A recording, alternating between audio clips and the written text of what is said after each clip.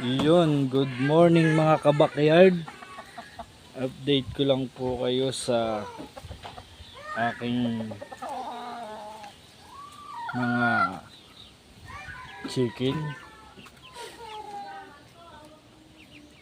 Meron po akong SBR, tapos may mga Boston at sweater po. Tapos ito po yung aking broodcock.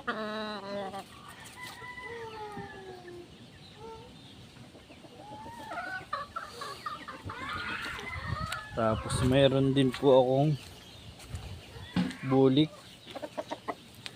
Medyo maliit lang po pero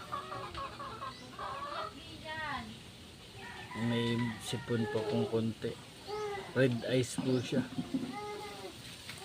Tapos ito po yung aking sisiw. Bali 9 days na sila ngayon. Ito po. Yan po sila. Bali anak po ito nung sweater. Tapos bulik po yung tatay.